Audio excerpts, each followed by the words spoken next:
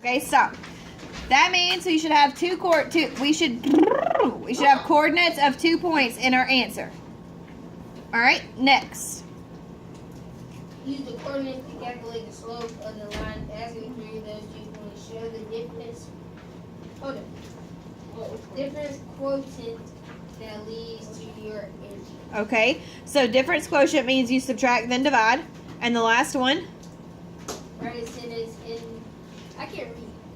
Write a sentence Interpreting the slope as average rate of change. Be sure to include units in your answer. Write a sentence as average rate of change. Include units in your answer. So it told you to do that. When I walked around and checked, you should have had that. And then it gave you an example. Look at that. It gave you a beautiful example. Right here. Where the writing at? Oh, never mind. Where the writing at? Sweet potatoes. All right, so it says, while typing her English essay, Tammy noticed that her clock read 12:32, and the word count for her paper was 568. So that's your beginning. Then it said when she finished, her clock read 12:48, and the final word count was 11:28. So it doesn't tell you anything but that. It gives you a scenario, and then you have to figure out what you're trying to find, what the change is. So obviously, since she's typing, we're trying to figure, and it gives us minutes, words per minute. So our first coordinate is 32,568. They got that from the time and her word count. Then 48,1128, time, word count. Then they subtract the words, subtract the minutes, 35 words per minute. It says during the time interval from 12:32 to 12:48, Tammy was typing at an average rate of 35 words per minute. That's all you had to do. So on number 1, does anybody think they can handle number 1? The population. What's the coordinate, baby? Tell me the first part. 1990. Oh, I thought. All right, so our first coordinate is 1990 what? 472,000. 472,000. And then what's our second coordinate? 1980. 446,000. So what do you think we're trying to find based on what they've given us? The average rate of change. Of what? The population of Austin per year. Per year. Fantastic. So our learning targets for today. What does the first one say? I can interpret data from real world scenarios and coordinate pairs. As coordinate pairs. So did we take this and turn it into a coordinate pair? Yes. Okay. So that's our first one. Let's make sure we write it down at the top. And I forgot what page number this is. This is 25. What? I think This is I one. think it's 25. or This is 27. 24. Oh, it's 24. You were close though. Yep. I thought smart. All right, so I can. And our learning target person this week is Julia.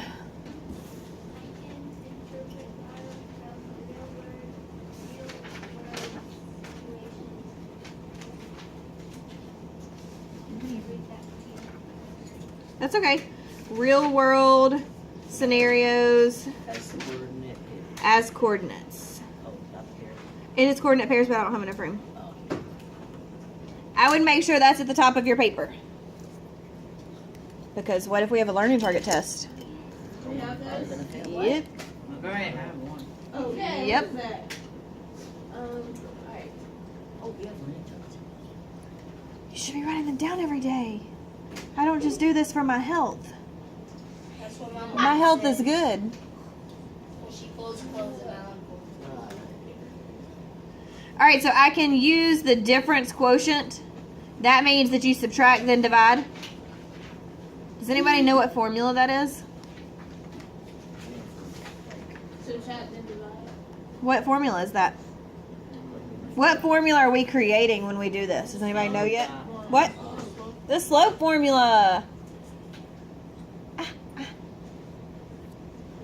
Wait, I can use the difference quotient to determine average rate of change. I'm abbreviating with average rock. Because I can. Aw. we need to put Poop, another poop, poop. green in. I'm sorry? We need to put another green In I now? Mhm. This week? in. What is it gonna be? Yeah, I need to get my numbers. Yeah, 'cause I got 8 9s. I don't know. I got a 7. She never added my 2 points. went to the test. 87. That's not what it is. Wait, so you're not gonna do this? I don't know why we have to talk about this every single day when I tell you that I'm not adding it to your highest test grade. I'm adding it to your lowest to bring your test grade up. I don't know why we have to have this same conversation Every single. in each thing. So we turn it into coordinates. We've already done that. Now we're going to use the difference quotient to determine the average rate of change, and then we're going to write a sentence describing. Andrew, what'd you do with my pen, babe? Oh, thank you very much for picking it up. Okay, so we're trying to figure out, are we done writing our learning targets or do I need to pause? We're not done? Okay. Senora. I know. I forget. What if we get like a word wrong on the learning target test? Do we Like one word? When's Mark coming? Because I kind of paraphrase. Today. He should be here in like 10 minutes. What's he doing here? Is Lily coming? Her name's Lila Kate. Lala Cake. The Lala Cake coming? No. I have cute pictures from Halloween though. Really? What was she? Batman. Obvious. Literally your child. Are we done? Okay. Alright, so everybody should have done 472,000 minus 346,000 divided by Yes. Where you get 0 points. 1990 minus 1980. And that gives you stiff 12,600 Divided by 10. over. Yep. So then you get 12,600 people per year. Divided by 10 years. All right, so I went ahead and divided. Oh. Yeah, I just went ahead and divided. I see. All right, so our red learning target, I can interpret data from real world scenarios as coordinates. Did we do that? Yes. Okay. Did we use the difference quotient to determine the average rate of change, the blue? Yes. All right, now the green is write a sentence describing the average rate of change of a situation. So writing the sentence, I would suggest you start with what's happening. During the time Interval. interview All right, so during, hang on, the time interval of 1990. of 1980 to Oh, 1990. sorry. I wrote it back. That's okay. Do I write? Okay. Austin, What? Texas, Oh, sorry. population I wrote the sentence wrong. increased By an average of at an average of 1,200. 12,600 people per year. It was still I didn't write that much. Okay, so your sentence has to have the time interval. It has to describe what's happening. It has to tell me what we're doing. And it has to have an average rate of, or an average of, or the average rate of change. That has to be in there. And it also has to have your units. It says that in the instructions. Why you stop? I was trying to think of what I was going to say next. I thought you got mad. No, I was going to add something and then I forgot what I was going to say. Such is my life. All right, number 2. This should be your coordinate. 2 o'clock and You have to write your coordinates. Does it say to do that in the instructions? 475. Wait. Oh, no. I think it's 200. And isn't that our learning target? Wait, yes.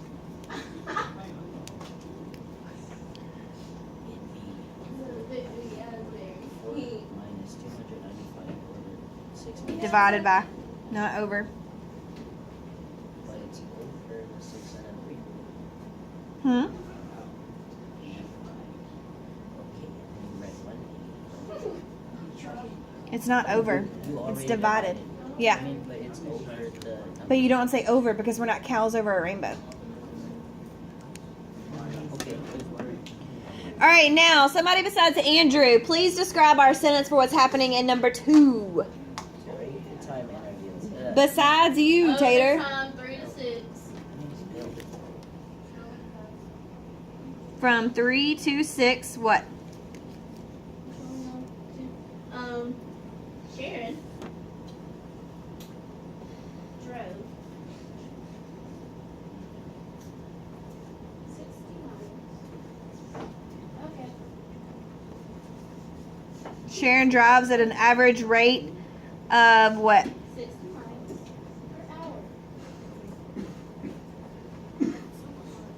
All right, so now in your group, I suggest that you go through and make sure you have your coordinate, you make sure you have your difference quotient, and your sentence.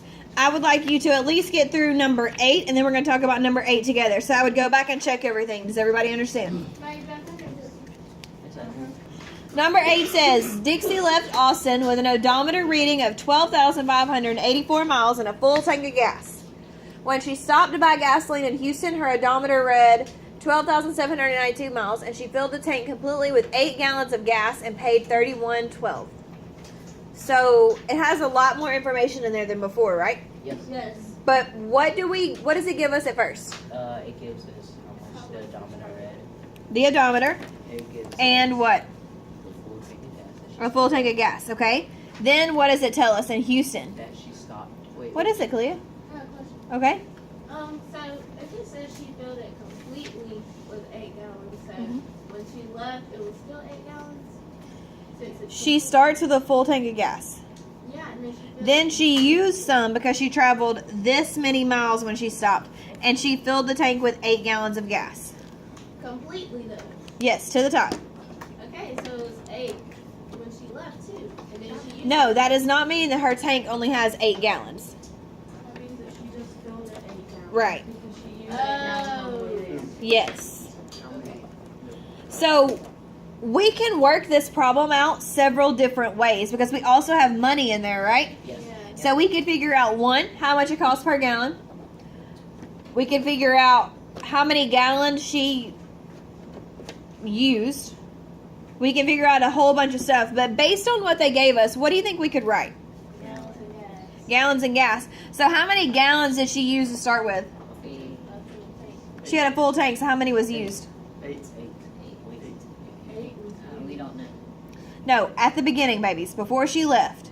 When she's sitting in Austin, Texas, with this is her odometer, how many gallons did she use? How are we gonna know if we don't know the size of the car? How much she used? It's got a full tank, so how much she used? 0. None. She hasn't used anything. Zero. She is sitting there. Dang. God, dog. Whew. Okay, then what did she do from there? She went to Houston. She drove, and so what's her odometer reading next? 1,277,992. And how many gallons? 8. We used 8 gallons of gas. Okay, now, based on what we have here, can you work it out from here? Yes. All right, work it out. Alright. I don't know. Wait, what is this solving for? Pardon? What is this one gonna be? You tell me. Are we doing how much gas costs or how much the car gets per Yeah, gallon? 'cause I What did we write? We wrote miles and gallons, right? Yes. Miss Asbury. So every single time we've taken our second number, right? And we've done this minus, we've done our second number, which would be our y minus y divided by x minus x. So when we're subtracting, what would be on top? Y. Which would be what? 12,792. Nope. 0. And we would start with this one, right? So 8 minus 0 divided by 12,792 minus 12,584. Now, what is that? What is this on top, Micah? How much they put up the car? That's gallons, right? Yeah. All right, so what's on bottom? You see miles driven. Does that help you determine what we're solving for? Because each time that we've worked this out, every single time we've done it, we've started with our second number, right? So based on how we wrote our coordinate, we would start with our second number. And we would get gallons per mile. Oh, Lordy. And then it'll be 8 divided by 2. It'll be 8 divided by 58. 208. I got 2 numbers that switched. I got 26 miles. That's what I did. Because I did it differently. What the heck? I did 12,700. That's okay. I'm going to show you the multiple ways. Oh, 534. I'm still getting 258. Oh my goodness. Baby, I know. I just you did 12,792 minus 12,584. What the heck? Oh. My 3 looked. I mean, my 8 looked like 3. So doing it this way, she uses 1 gallon every how many miles? Hold up, 26. 26 miles. So you still counting it. Just stupid. It's not. Truly. So the first thing we did was we said 12,584 miles and we used 0 gallons. 12,792 miles and we used 8 gallons. So we put our second number on top like we've done every single time.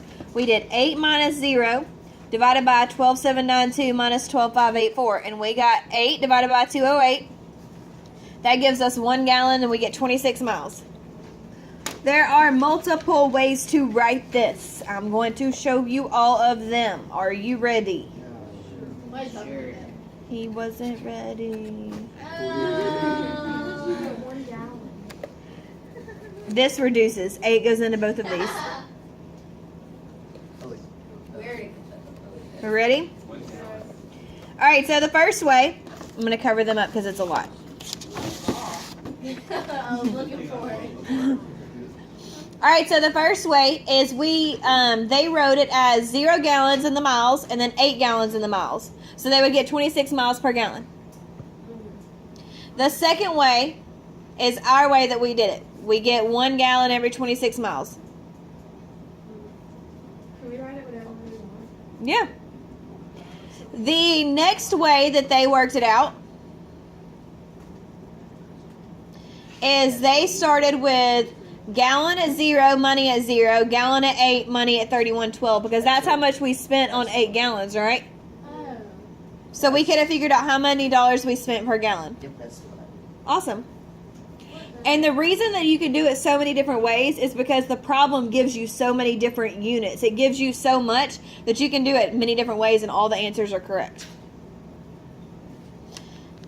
If we did gallons per dollar, we would get 0.257. And the next one is dollar versus mile. So we get 6.684 miles per dollar. And then dollars per mile. So there are multiple ways to work this one out. Which the dollars per mile doesn't really make much sense to me in miles per dollar. I wouldn't have done it this way. I would probably have done it the dollars per gallon or the gallons in miles. Alright, so now I want you to make sure that you have the correct sentence and the problems for 9, 10, 11, and 12. And then we're going to look at 14 and 15 together. So take about 10 more minutes and make sure that those are correct. Make sure your group all agrees. Make sure your sentence is correct for 9, 10, 11, and 12. You tell me if this makes sense. Let's read what this says to me. Somebody read number 14 for us. Fanny, you want to give it a go? How about I draw a popsicle stick? Oh, I forgot we had Just those. ask her, can I read it? Sure, honey. Okay. Be loud. Loud and proud. Okay. The rate at which water flows out of a pipe in gallons per hour is given by a continuous function R of time t. The table shows the rate as measured every 3 Wait. hours. It says continuous. Will the dots connect or not connect? Connect. They will connect. They will. Keep going. Sorry. The table shows the rate as measured every 3 hours for a 24-hour period. Between 3 and 12 hours, the water is flowing out of a pipe at a faster and faster rate. Determine the average increase of this rate for the 9-hour period. Fantastic. All right. So what 2 points are we going to be looking at? What did it tell us to look at? 3 and 12. 3 and 12. So that means at 3 hours, we have 10.4 gallons per hour. And at 12 hours, we have 11.4 gallons per hour. So then what would our difference quotient look like? Where we subtract then divide. Yeah. What are you whispering to me, Jasmine? 11.4 minus Good, good. Divided by what? 10.4. 12 minus Fantastic. So if we start with this one on top, we start with this one on bottom. So that would give us 1 divided by 9. So what does that tell us? What is our sentence for this?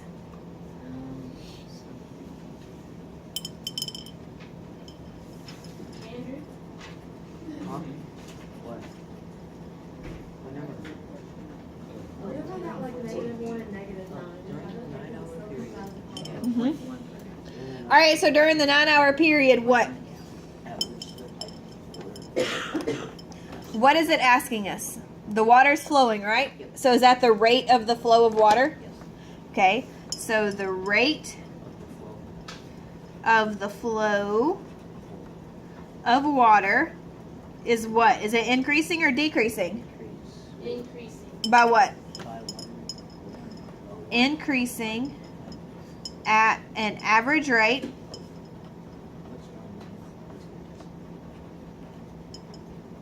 At 1.11111 Good job. gallons 1/9 gallons per hour. per hour. I like the dose in the first grade. So you guys do know you have to be able to construct a sentence without me and Andrew, right? Yes, I know that. I realize that.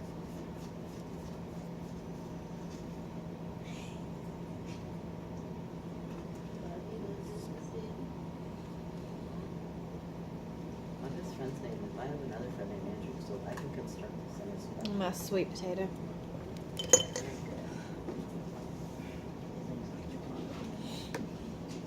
Did anybody get that one right? At least the math part right without me? Awesome. Did anybody get the sentence right without us? At least you got the math. That's okay. I didn't know what to do. I forgot- It says I in the forgot. directions. I know, but I forgot that it was. Hey. Hey, how you doing? Kind of. And when No, Okay. Divide 1 by 9. no. You can, but you don't have to No. Alright. because it's an irrational number. So, So we leave those as fractions. I didn't read the thing, you know. I only write the 9-hour period, so I put a 9 on there, and then 1.6. It's kind of the same as mine right there. But then I solved it, so I went down to it. Okay. So Good job. I kind of got You it. kind of got it. You were on the right track. All right. So are we ready for 15, or do we need to pause for a second? We're ready. So I wrote the sentence for 15. Or do we need a what? Pause for a second. Oh. I didn't. I don't know. Pause. Hang out. Stop. All right. Somebody please read 15 for me. All right, Marshall. The temperature in degrees Celsius of the water in a pond is a continuous function. W of time T. So are the dots going to connect or not connect? connect. Connect because it's continuous. The table shows the water temperature as recorded every 3 days over a 15-day period. Based on the 3-day intervals shown in the table, over what 3-day interval is the water temperature increasing most rapidly? And how fast is it rising? Over what 3-day interval is the temperature falling most rapidly? And how fast is it dropping? All right. So first we're going to figure out yes. I got the answer. Okay. Well, how fast? Over what 3-day interval is it increasing the fastest? 0 to 3. Everybody agrees it's 0 to 3. Oh, yeah, yes. Okay, so that means that we need to do we need to do temperature divided by day or day divided by temperature? Do we need to do temperature divided by day or day divided by temperature? Temperature. I mean, day divided by temperature. Temperature divided by day. The bigger numbers on the top. Whatever you write. Just to get it. Yeah, that's what it does.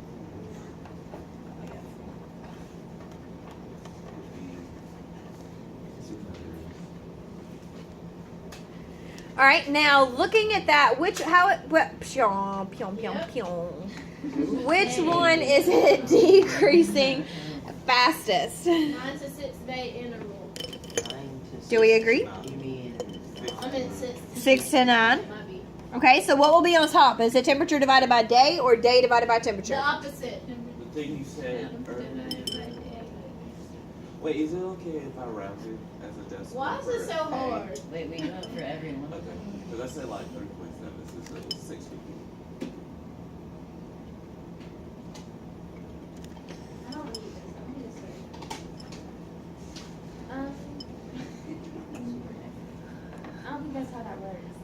don't think so either. But we're just gonna let it go. Alright, so what I want you to do tonight is I want you to make sure you've written all the sentences for each of them. I want you to make sure you have all the answers correct. 1 through 15 need to have a complete sentence with what words in it? Average rate of change, or at an average rate. Or average. Or average. Some gotta something. But it cannot be just words. It's gotta be a complete sentence, and it has to have an average, and it has to have what? Coordinates. Units. And you must have the coordinates on there. So that's tonight's homework. You're bringing it back to me tomorrow. Now,